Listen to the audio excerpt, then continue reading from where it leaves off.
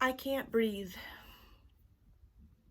I saw these words all over posters and t-shirts at the Black Lives Matter protest yesterday evening. Just 10 blocks from our beloved school, in response to the horrific killing of George Floyd at the hands of a Minneapolis police officer. I can't breathe. Feel the power of breath today. Feel the power of breath, the thing that makes us alive, to disrupt the persistent pillars of racism in America, hundreds of years old. Using our breath, we can say out loud the name of a human being who should still be alive today. George Floyd. Using our breath, we can say out loud the evil that is white supremacy, white power, white violence. Using our breath, we white people can choose to speak up, stand up, listen, and most importantly, amplify the voices of people of color. We can reject being passive bystanders who claim, "I'm not racist."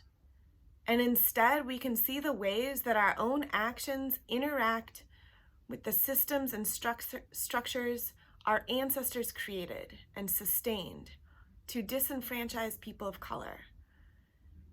And we can do the work of becoming allies for anti-racism. We white people of faith know what confession is. Confession is a part of our language of faith.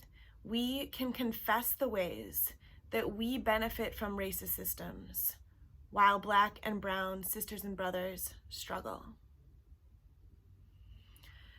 Christa Rey, today, breathe with me.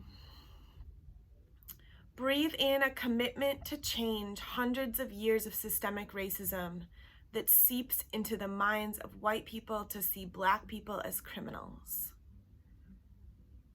Breathe out grief, empathy, and love to George Floyd and his family.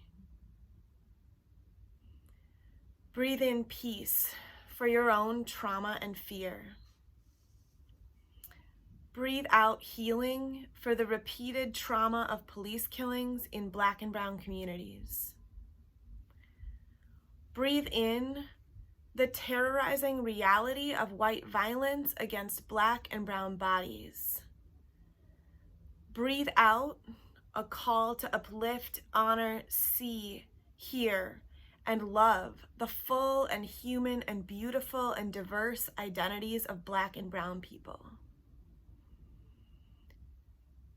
Today, I'm also imagining the horrific violence Jesus endured as his breath was taken from him on the cross. "I can't breathe," he might have said, while bystanders watched passively. I'm wondering where God is in all of this.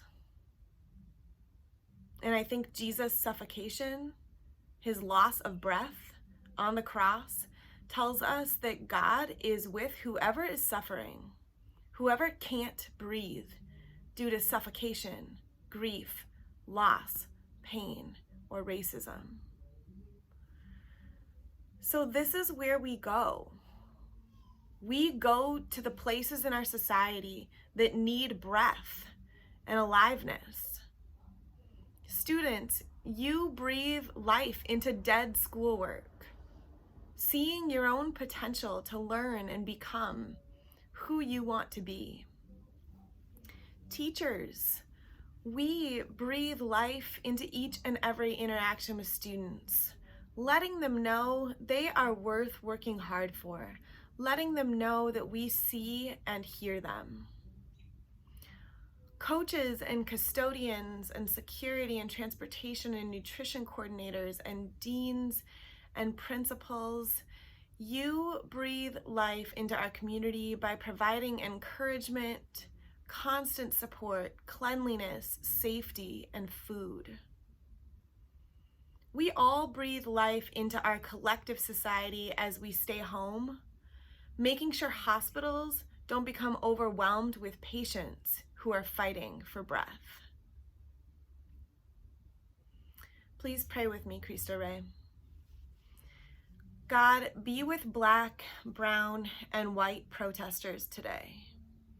Keep them safe, keep them distanced, but keep their breath and their voices strong.